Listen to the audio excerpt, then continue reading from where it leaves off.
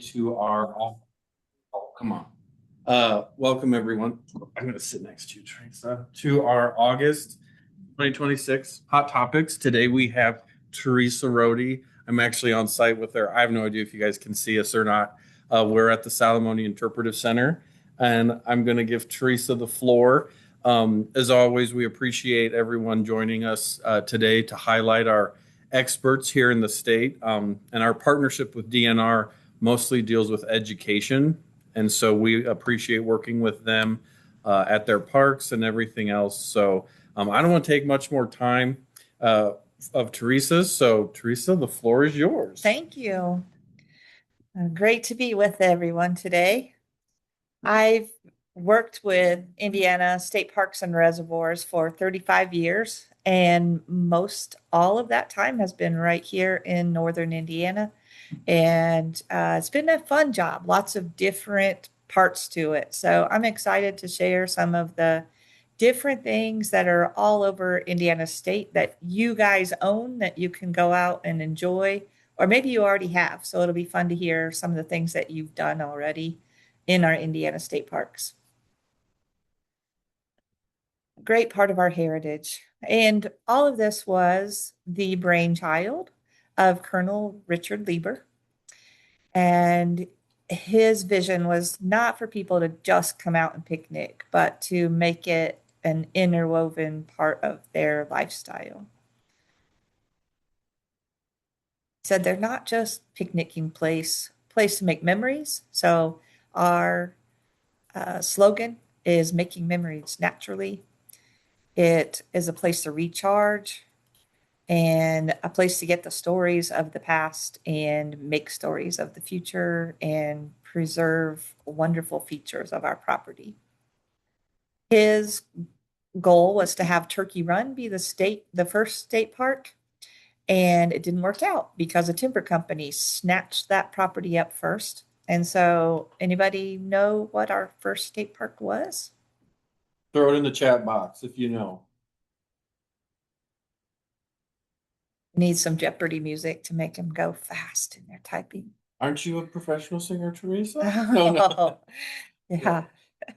Oh, and I forgot to mention as well. If you guys have questions, throw them in the chat box, and we'll field those. We did have a guest, McCormick.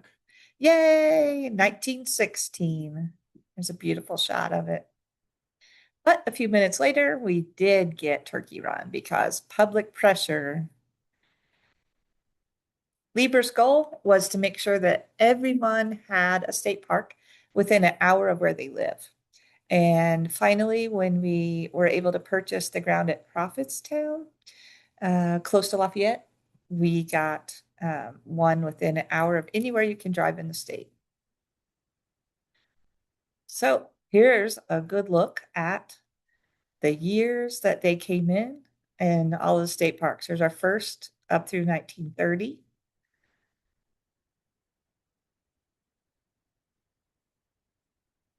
As these show up, if you guys want to do a little count and then put in the chat box how many of these parks have you been to? I'm from northern Indiana myself, so I've been to Pokagon. Some people call it Pokagon. So Pokagon, let's see. Shades I've been to. I was at Channel X yesterday. There, I said it. Uh, okay, this O1. How do you pronounce that O1, Teresa? Obachi, Obachi. Some people will pronounce it Wabash State Park. which is the actual correct way to say it, but nobody does it. Right. Some even call it Kwabachi, but it's pretty close, just 45 minutes from me here. And I've been in charge of the interpreters there for a while, so I've spent some time seeing the bison there. That's pretty neat. You'll notice that some of these properties, the years that they were acquired are in green. And those are our lakes, the flood control properties that were originally part of the Division of Reservoirs. And then in 1995, the Division of Reservoirs that I've been a part of my whole career merged with the Division of State Parks. And so we became one huge happy family. And so there's like 24 state parks, three uh, recreation areas like the new ones where you can drive ATVs down south and 8 flood control lakes altogether. So Oh, just awesome places everywhere. federal parks, is there? So federal are not part of our Indiana state parks. So up close to Indiana Dunes State Park is the Indiana National Lakeshore. And so that is federal property, takes a different kind of admission.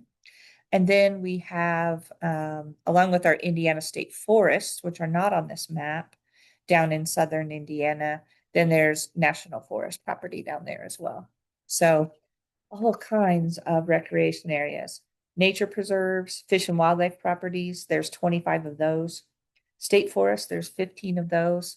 And so just an amazing number of places that you can go out and enjoy nature and our heritage of the state.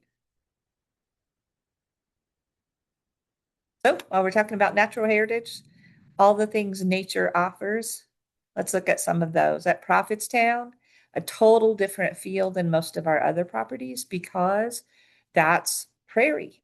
And so most of our properties are forested, but Prophetstown has some of the original prairie coming back, and they reseed with original seed to get in more of that property over there.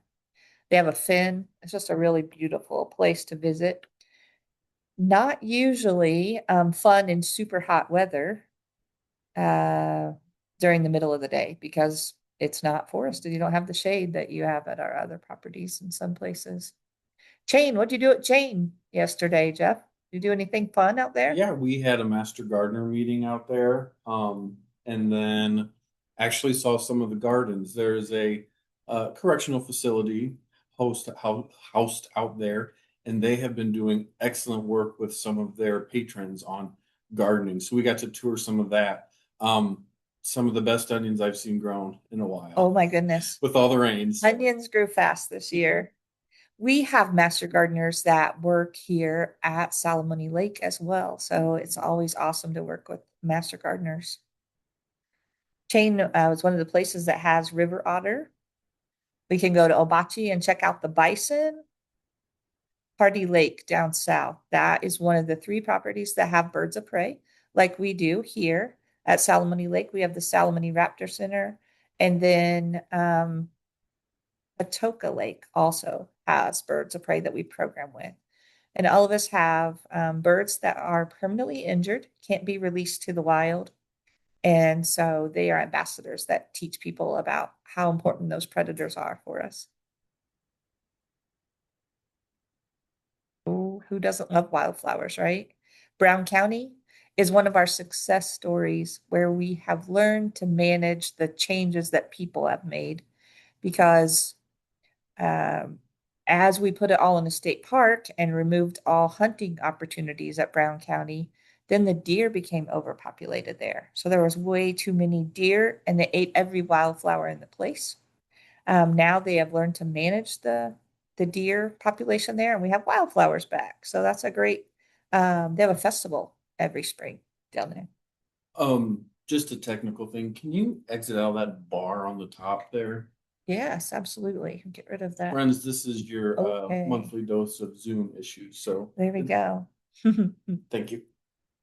I am jealous of Potato Creek because they have an osprey nest that they can view from their location. We suspect an awesome osprey nest here, but I've never seen the birds on the nest. Scenic views everywhere. Maybe they can share in the chat some of the most scenic locations they love at our state parks as I go through some of these beautiful pictures. Lieber, climbing the dunes. That can be an adventure in itself. There was a question in the chat box. Do you have a status update for the new lodge being built at Potato Creek? I think I know the answer to that, but I want you to, if you do know anything. Well, I haven't been there since the groundbreaking, but I've seen pictures of it being in progress. So I know it's underway. I don't know how close to being finished it is. Do you have any? updates beyond that? I do not. Yeah.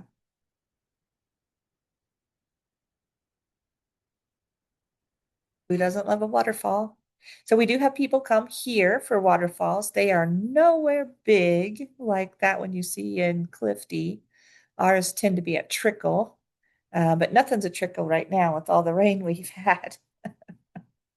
And beautiful waterfalls to enjoy across the whole state. Charlestown State Park. Chacamac, I love that in the fall. It's very beautiful at the lakes. Do we have anyone in the audience who is Shackmack is near and dear to their heart? Somebody Yes, know somebody. Courtney Schmidt. I'm from there. Went to Shackamack School. My great grandpa's home was in Shackamack. You could still see the foundation. Wow, that's neat. All seasons, there's beauty in all seasons as well. Then we can also think about our history when we come to our state parks.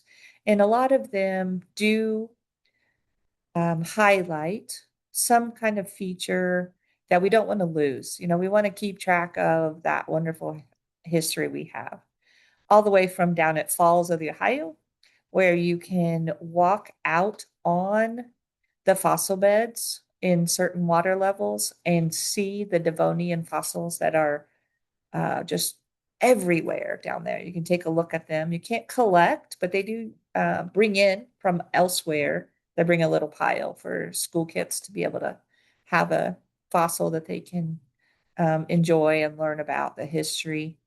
Then we come into earlier history where we have an actual mill that works at Mansfield that they fire up a few times a year.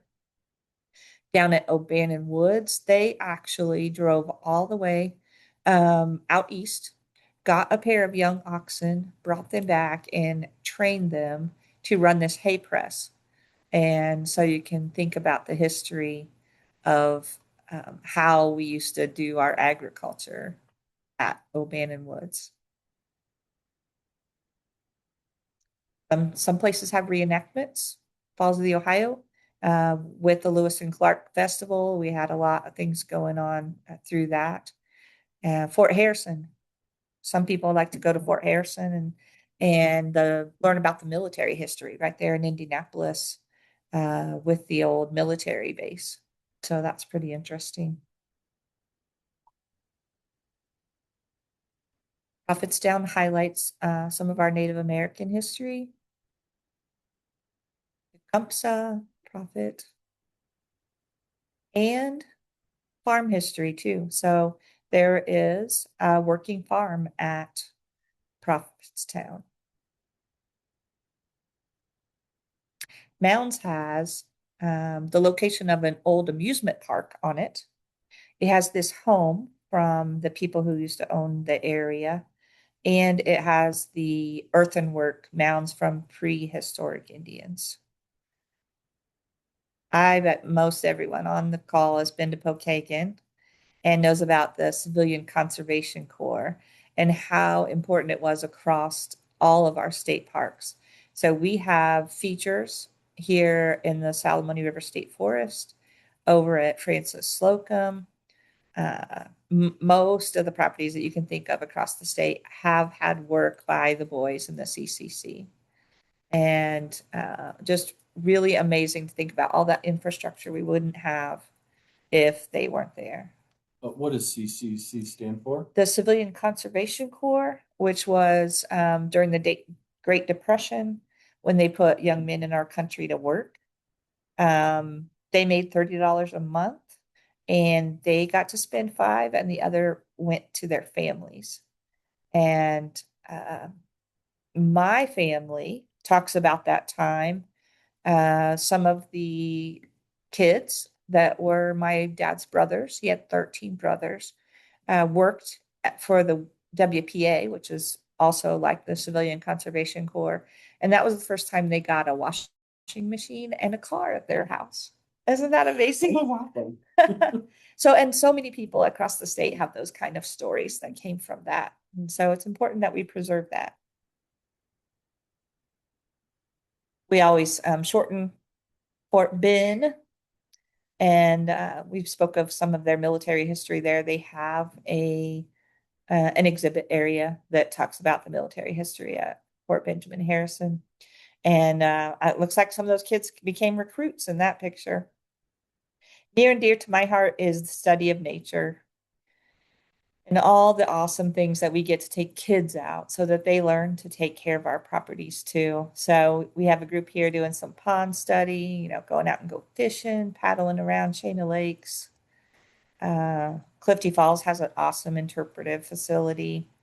Of course, I think ours is wonderful as well. So we've had master gardeners do programs with us here, and nighttime activities. We can do that. I wonder if it would be a good time to go look around the place now. Sure. Talk about nature Yeah. study. Yeah. Take a look here at Salmoni. While we're I'm gonna get my phone set up. We're gonna, if anything goes wrong, just blame me.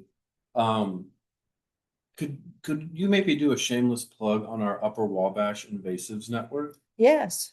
So one of the nature programming things that I am a part of is we call it UWIN sometimes. It is the Upper Wabash Invasives Network.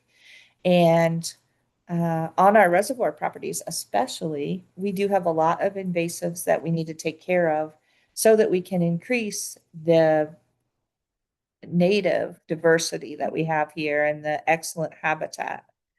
And so those folks that are in that group, they learn about invasives, they help teach others about invasives, and they go out in our counties. Upper Wabash Invasive Network is one of the groups that exist all across the state, and ours covers Huntington, Wabash, and Miami counties. And so we teach across those counties and we go out to different properties, like the city park in Wabash or a boat ramp over at Purdue that we're going to work in on October, the third Saturday in October. And we gather people from that area, remove invasives, and teach people about how important it is to have natives. So that's a really neat group that has grown with lots of people involved. And if you're not from our area, you can find a group like that in your area to get involved with. We have a field day. Free.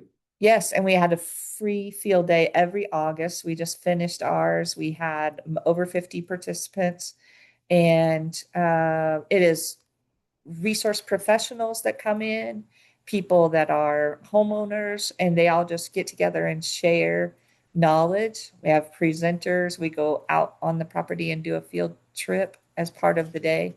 We get food.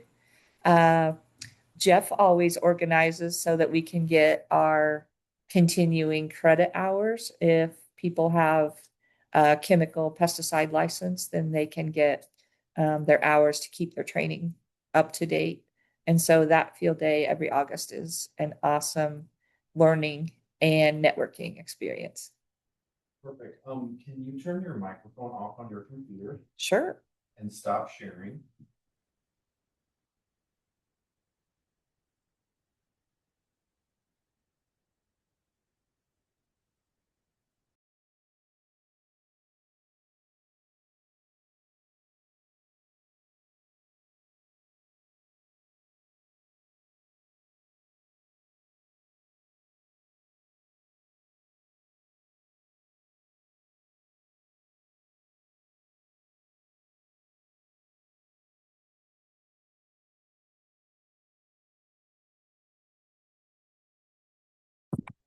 Courtney. Yeah. Okay, we've got communications. I just need to get to the right screen. Do you see us walking around places? Yep. Full screen? I just put you on spotlight, so you're the main screen now. Cool. Hey guys, everyone gets a technology point. So we're gonna slowly walk. I'm standing in the entryway of the Interpretive Center. And Teresa, if you want to kind of just talk about what you've got, displays, different things here, go for it. All right. So we start out here in this corner and we have a display of different nest types. Now, every bird has a different beak, has a different place that it lives, different nests that it builds, and their eggs look different. So we have a neat display about that. And then everyone's favorite is the next room over, which is our kids room, where the kids can be kids and play. So let's say I want to take a drive. What are the hours like, Teresa? Oh, she left me. So volunteers come in and help with the store and are wonderful, wonderful people. I was asking, what are your hours like here at the Salamone So at the moment, we're open Wednesday through Saturday, noon to 4, and on Sunday, noon to 3. And we're hoping to actually expand those as we get into the fall. And then we still stay open in the winter, and some holidays we're closed. Gotcha. So we keep that on the DNR website, dnr.in.gov. And so that's a place you can check in and make sure that you're up to date on those hours. So you got a lot of tanks up here. What are we all looking here? So all these are native Indiana animals that you can enjoy learning about in here that live out in the wild near you. And my favorite is the tree frog that you showed off first. So it's probably my favorite one. We have water turtles. We have a box turtle that lives here. We have a snapping turtle on display, so people can learn to understand how cool they are, and that they really are not something that are going to attack you when you're out in the wild. That turtle man, I don't know. I was gonna say on the way into the Salamone Park, I did have to stop my truck and get the painted turtle. I didn't pick it up, but I did kind of make him scoot along. Wave him along. Yeah. This gray rat snake is one of our favorite program animals. He just draws the attention of a child as fast as you can imagine. I'm good. And is very calm, very easy to work with. Wonderful. Yeah. When do you feed the snakes? We sometimes feed them in front of people, but usually not when people are around to watch, in case that bothers anybody. Understandable. But they get fed once or twice a week, and that makes them pretty happy and don't grow too fast. Did you know you could overfeed animals and cause cancer and disease? I did not know that. Yeah, so we. Teresa, I had a question. Yeah. Would it be possible for Jeff to handle that snake, the biggest one that you have? No. Yeah, Courtney, you can go ahead and mute. Thanks. I apologize. I skipped over the fish too. Oh.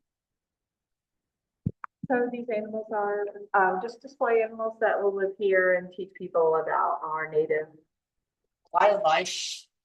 Great place to just get some more information, start questions, and learn about all the cool things that we have here.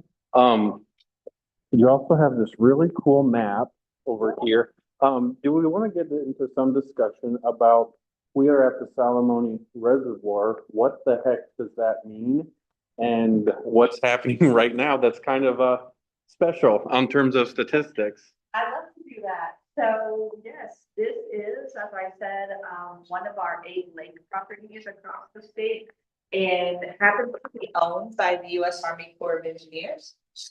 And there is a shot of all the water that can be held in the lake.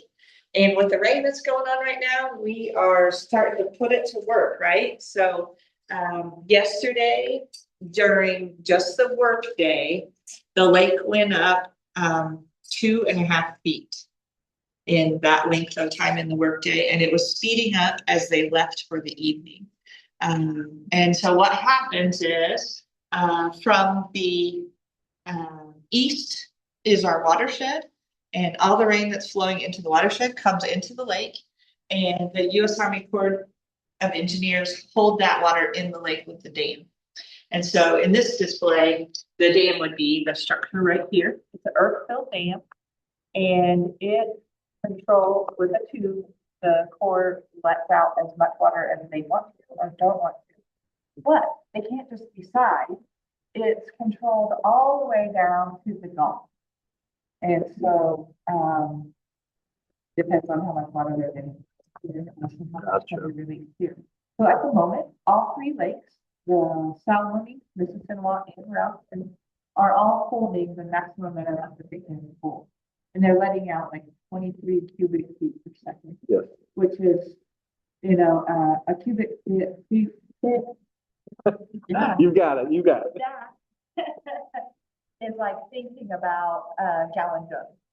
Yes. And so, each second they're letting out like a gallon jug of 23. Yeah. jugs of water.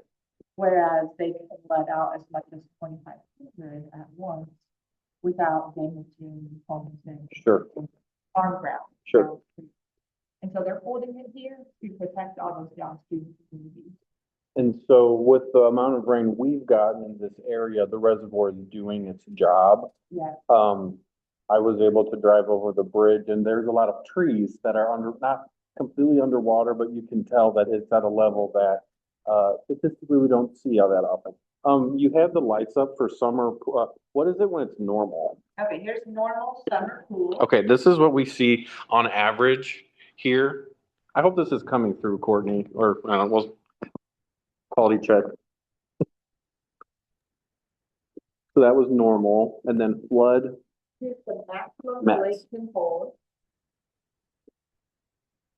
So, it's not like a bathtub, the walls are sloped. So it can hold much more water than you can imagine. We've only been at maximum fill one time. Yes, very good. Okay, I had another question here because it's a fun talking point. Why do you have a stuffed pelican in your display? It's kind of amazing. A 10-foot wingspan on the American white pelican. They migrate through here every spring and fall. And this one, we think died of old age down at Summit Lake. Okay. They asked if we wanted to get it stemmed so you can see it close up. We do. We have thousands of these that come through in the spring and fall. I think.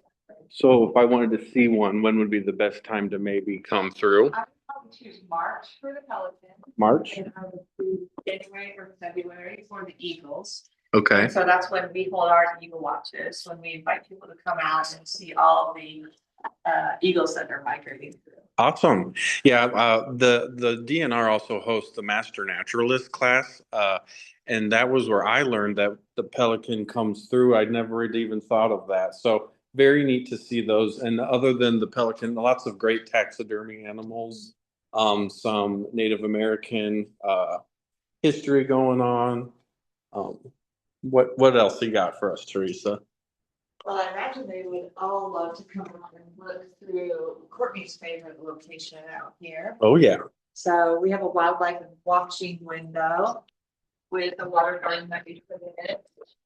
Help to track a lot of the wildlife that's outside to viewing distance so people can see it close up. Usually you have to wait a minute or, oh, never mind. What do we have? Well, I have no idea how to zoom on this. They may not show up at their distance. We have tufted titmouse and goldfinches that are flying in and out. And there's a frog showcasing itself under water there on one of the big rocks. Bumped out today. They must be enjoying all this rain as well. We can Three of them right there in that photo. We haven't mastered the Zoom yet, so we'll just go for just take our word for it. And then it looks like you have some enclosures here as well. Yeah, so these are also eastern box turtles. We don't have a goal of collecting box turtles. They're actually threatened in our part of the state. There's just not that many of them. But these were confiscated by a conservation officer during some of his law enforcement duties. Someone was trying to breed them and sell them on the black market. Oh. And once you collect a box turtle, it can never go back to the wild and successfully breed. So these had to be kept in captivity so they didn't spread any sickness that they might have or something like that. So we give them the best life possible here and teach people not to collect wildlife. Keep it in the wild. Correct. There's a chipmunk sitting right on top. I wonder if that shows up in the feed. Yep, we can see it. Hey, Jeff, we've got another question about the times public can be there to view wildlife. in the interpretive center? Inside the interpretive center, our hours include Wednesday through Saturday, noon to 4 right now, and noon to 3 on Sunday. And those may increase in the near future. So they can go to our dnr.in.gov website and find Salamone Lake, and there'll be an update all the time on there. Or we have a Facebook page for Salamone Lake, and we put updates on there. So our current update is that our beach is closed. Is the beach Because closed, Teresa? It is Okay. covered Okay. in water. That's our favorite question, especially when Jeff is teasing me. How many times do you get asked if the beach If the beach is closed, yeah. And then Cartwright, from where we're looking right now at this cute little chipmunk stuff in his face, is our raptor center outside. And so people can walk outdoors and walk around where the birds of prey live and see them. And those are just off the beaten path. I will say it would be worthless for us to go because they take horrible pictures through the netting. Yeah, So yeah. come out and see them in person. Enjoy in person. Or you can come join me at the state fair. Yes. So on the 18th and the 23rd of this month at 4:30 in the afternoon, I will be at the DNR building. They have a neat amphitheater and fishing pond out behind the DNR building. And I will take our birds of prey there so people can learn about them. So that'll be a neat time to go see them in person and not have the netting in the way. Yes.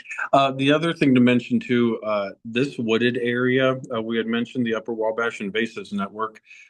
In the spring, one of our activities was a weed wrangle. That's where we have volunteers come. We do some education. It's a 2-hour program, usually on a Saturday morning. But what we did was some identification and control education. And then we as volunteers go out and we will clean all the invasive species out that we can, meaning honeysuckle, multiflora rose, and then we will treat that as a volunteer opportunity. So great for master gardeners. Sorry, I'm trying to catch the birds and talk. Great for master gardeners, master naturalists, and it helps out the park. Management's never going to be done in these properties. So any help we can get to keep invasive species under check, we help out with that.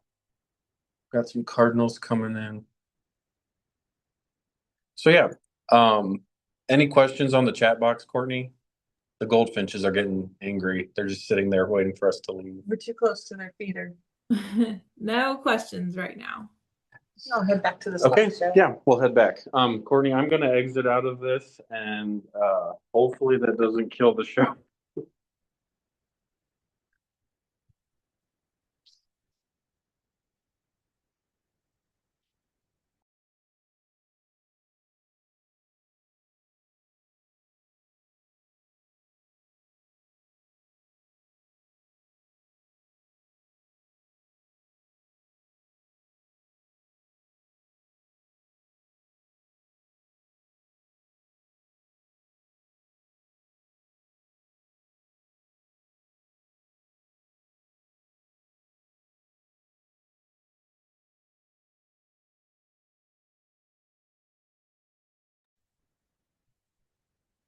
I made it back.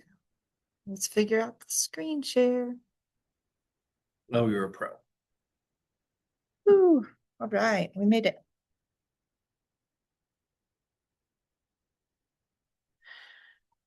So now we get to talk about recreation. One of our favorite things that most people love to do is hiking across all of our state properties.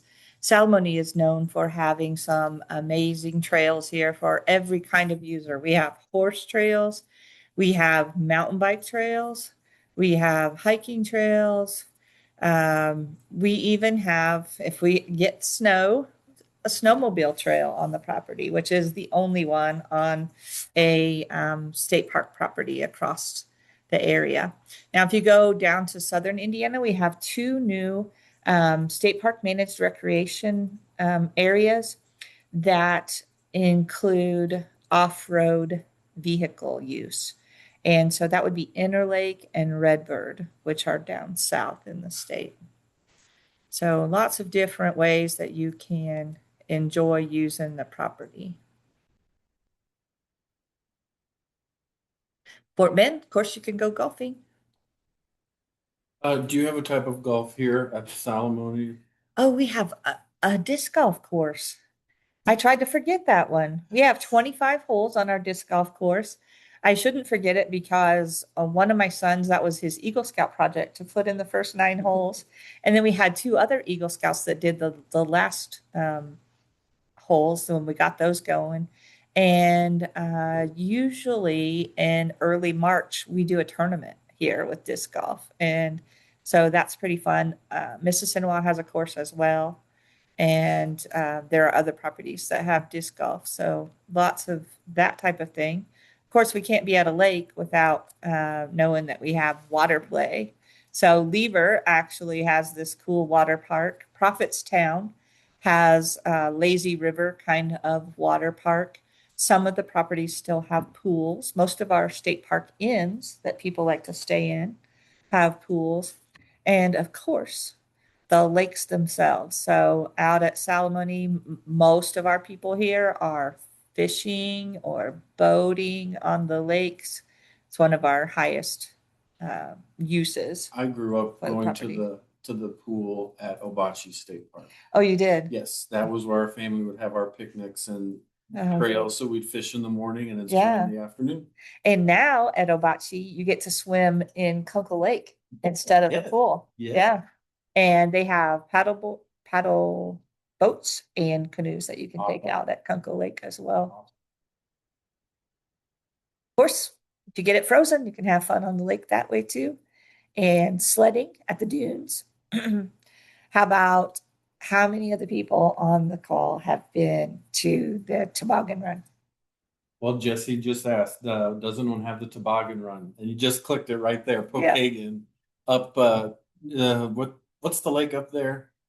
Lake James. Lake James, real beautiful lake. And one thing I've been surprised at, because I think of parks as camping, a lot of camper setups. There's primitive too, for bigger parties or those who do not care for the outdoors as much. Lodging, Airbnbs and things have really popped up around the parks. We want you to stay at the campsites, Sure. obviously, but Yeah, and at the ends, and quite a few of them have cabins that yes. you can rent. Yeah. And so they have fireplaces in them and they seem like a cozy cottage home feel. And so people get there, go in the family cabins at a lot of our state parks. And then here at Mississinawa Lake, we have what we call camping cabins.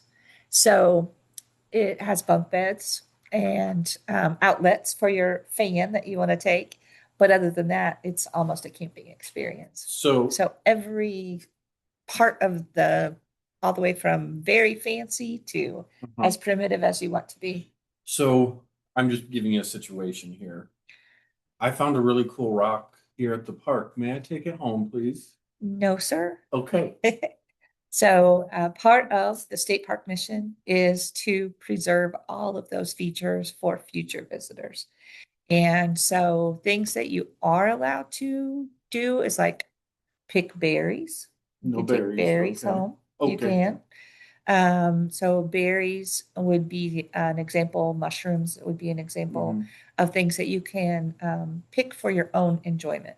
You can't collect things to sell, and you can't collect features like um, rocks and artifacts that you would want to share. What about a deer shed?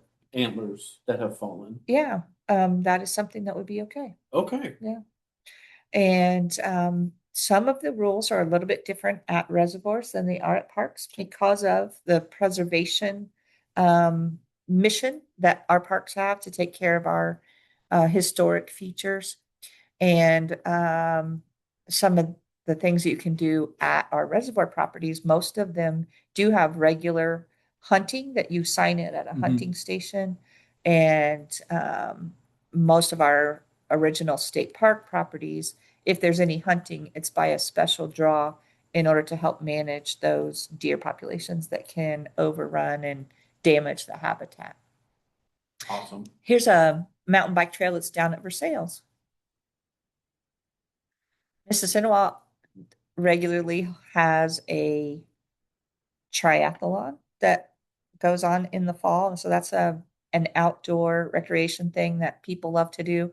You go up to our northern properties and they have, I don't even remember what it's called. It's like a super marathon, or what do you call it when it's Like a tough mudder. beyond a marathon? It's I like don't know, Courtney, your kid does stuff like that. Iron Man? way too long to be sane. That's what it is. And they have one there. We are getting ready for a 5K here at Salamone. Just not this weekend, but next weekend. So we're hoping more people want to join us to run 5 miles on the trails in beautiful nature.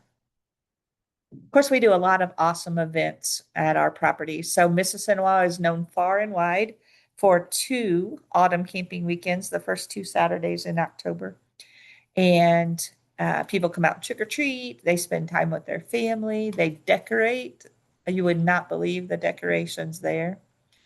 Um, Painting in the outdoors. Plein air. Is that how you say that? Plein air painting. Music festivals. Tractor shows and Easter events. Every property has a fall event. So a lot of us do Christmas in July. So at Mississinawa, that's a local one that you can find Santa and Smokey Bear in the campground on the same weekend for our Christmas in July. And for reference, Salamone is located in Huntington and Wabash County, the Salamone Reservoir, and then Mississinawa, think Mississinawa is in Miami County. Yeah, So they're neighbors. They're Wabash, Miami. Yeah. Yeah. And even part of Grant. They're huge properties. Yeah. So close by. And I'm in charge of programming at both those 2 locations. So that's why I keep bringing them up. Yeah, though I know some folks, they're pretty much interchangeable. They're so close together. Very, very similar. And we rely a lot on volunteers. So that's this section. We have ones that man our interpretive centers, help lead programming. Campground hosts, that's something that we use volunteers for beyond the master gardeners that come out and help us. We have campground hosts that'll stay up to a month at a time on a campsite and greet people and help people be safe and happy as they're out here. These folks are actually helping to plant native plants at Prophetstown State Park as they're um, getting rid of the agriculture history on the property and taking it back to the original prairie history. Some of those things like our UN group that takes care of invasives. There's a little girl that's getting rid of some of that garlic mustard. And every kind of stay. We mentioned that a little bit. Here's some good shots of our inns that you can stay at, just like a fancy hotel. They have restaurants in them.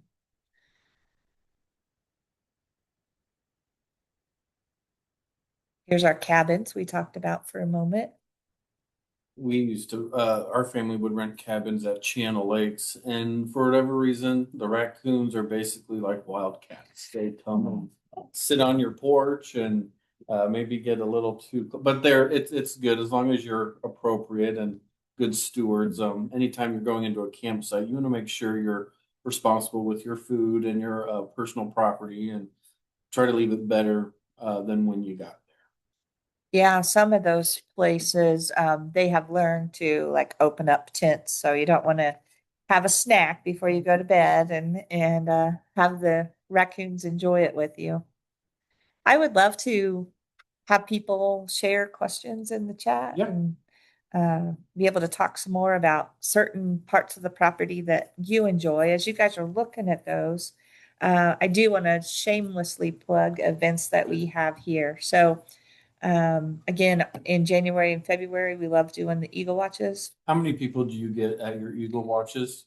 So in recent Eagle Watches, 100 to 200 has been a normal number. I think our biggest Eagle Watch when we began doing them 20, 30 years ago, We had 600 Wow. people at a single Eagle Watch. So that was a little bit more than is enjoyable. It's kind of a family feel now that we have 100 or 200. And then our fall events, we haven't talked a lot about them, but we have a horse riders event in the fall.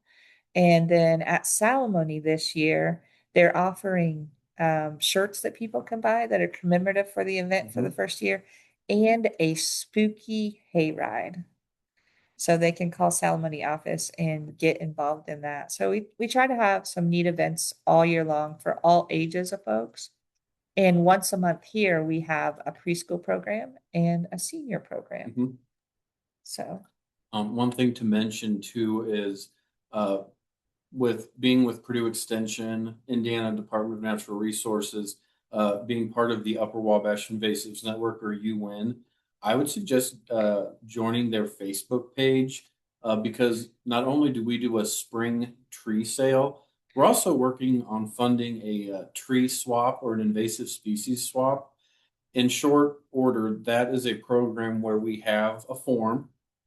It does need to be Huntington, Wabash, or Miami counties. So if you reside in any of those three counties, you fill out the form, send a picture of your dead invasive, and you can sign up for up to 3, and we will swap you out a native. Now, I mentioned that because we do that here in our little corridor. There are more programs like that around the state if you look for them.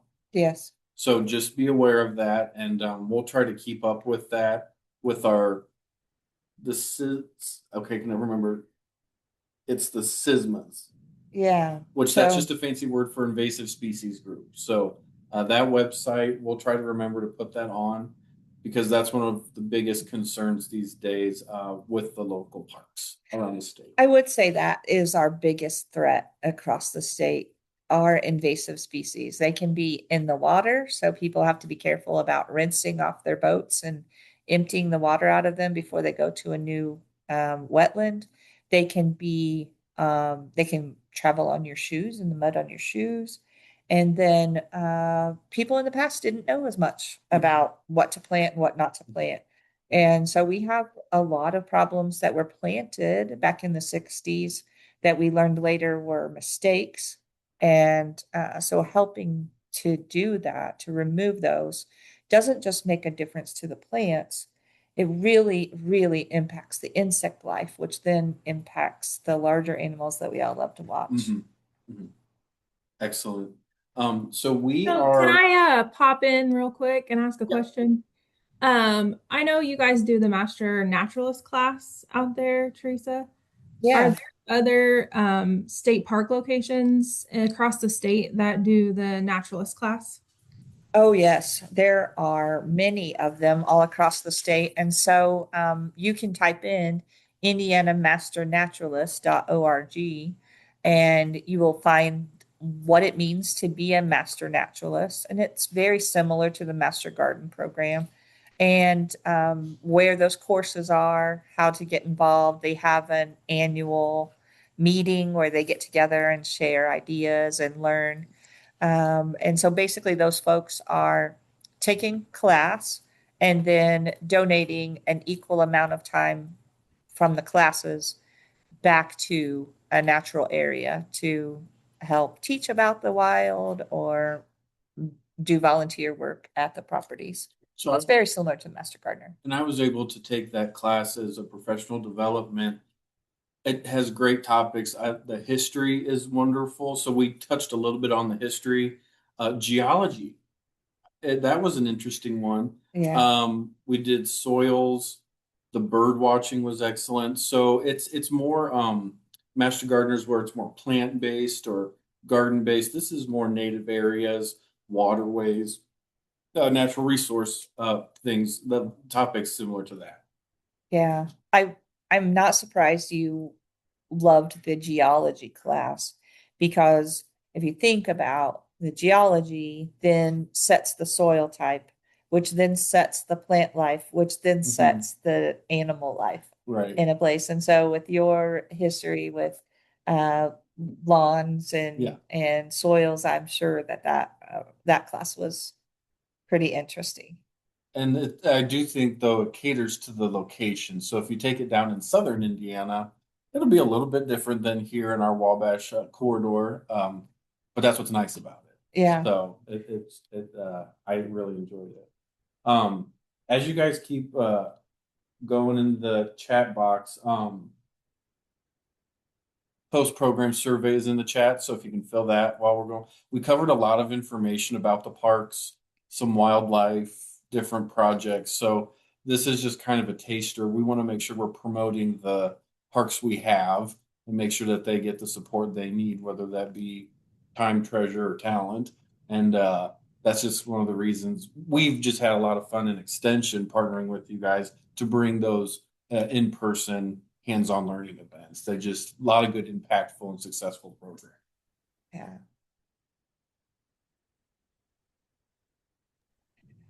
I saw where the governor announced that Salamone would be made a state park. Is that still happening? And is there like a timeline for that?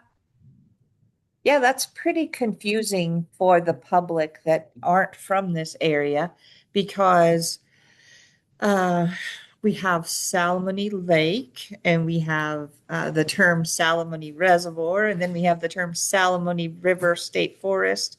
And so it just becomes confusing on what we're talking about. So the portion that has since 1995, that switched from Division of Reservoirs and became under the Division of State Parks, that is all of the property except the dam of Salamone Lake. So that has been under state park management all that time. And the governor's announcement is speaking of the Salamone River State Forest, which is it is west of the dam, and it is all state-owned property, and it was forestry property. And about 10 years ago, Salamone managed it for a while as they were trying to reduce the way that the state uses our landowners' money. We want to reduce cost. And so for about 10 years ago, we did manage that. And then it went back to the Division of Forestry to be managed for a while. And now it's going to permanently become a state park property. And so it's still nature area for people in our community and our state and visitors from out of our state to use. It's basically administrative differences as far as who is in charge of it. So our Salamone management team is expanding their work by 1,000 acres. And there are primitive campsites there. There's a lake there that people like to fish in. It's a small one, so you don't take a boat on it or anything. There's horse camp and extensive horse trails, and there are waterfalls there at the state forest. And I assume it's going to get a new or adjusted name in the near future, but we are currently managing it right now, and that will continue. And I don't see a lot of changes happening. There will still be all those recreational opportunities available there. Thanks for asking about it. I've got a question. How many of you are there in the state? How many How many interpreters are there? Yeah. So we try to maintain the same number as all of the state parks.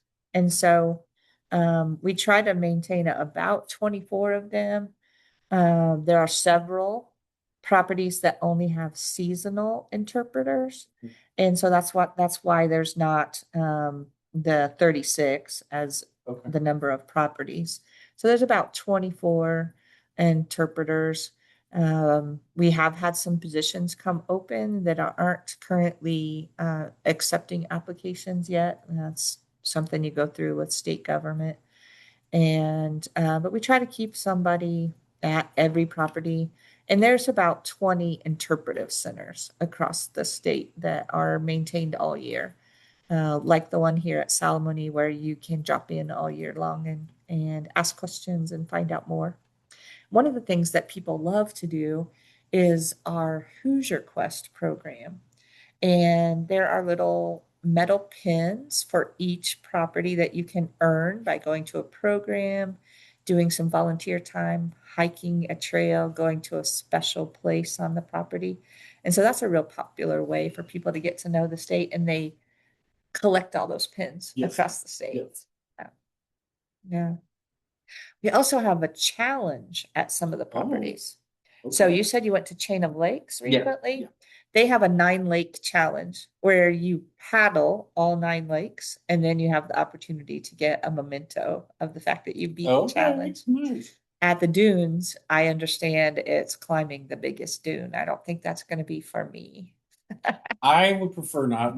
There is one at Pokagon, and it's like I don't want to. It's something to do with like the Devil's Hike or something like that. Oh I yeah. guess that's it. But it's like I believe it's 13 miles, or it's a They are, all of them do take some doing. You can't just drop in a few moments and wear your flip flops. manage the challenge.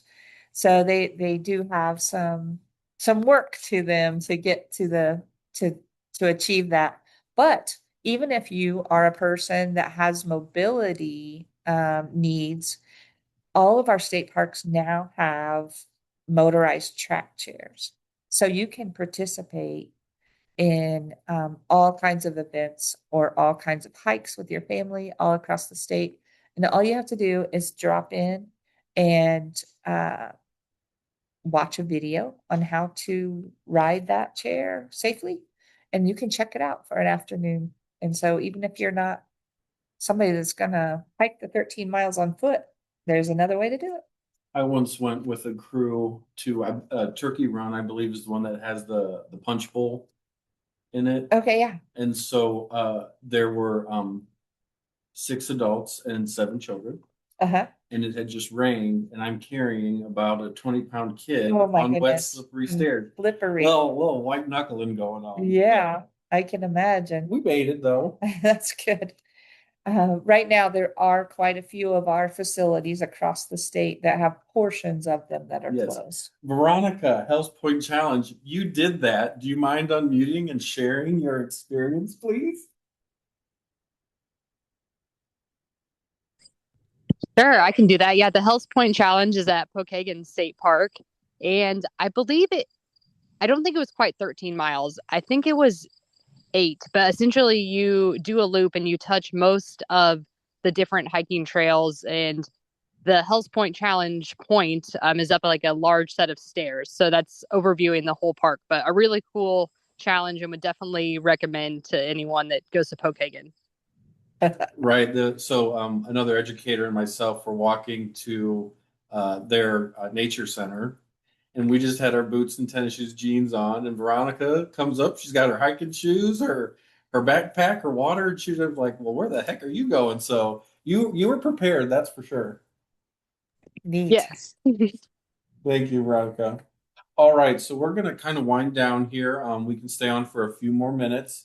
We appreciate everybody coming on, and if you don't mind, like I said, doing that post-program survey that I'll throw in the chat here again. And then we will see you next month. I cannot remember who the speaker is, so hopefully we'll see you there. And thank you We very much. have Dr. Tommy Butts next month.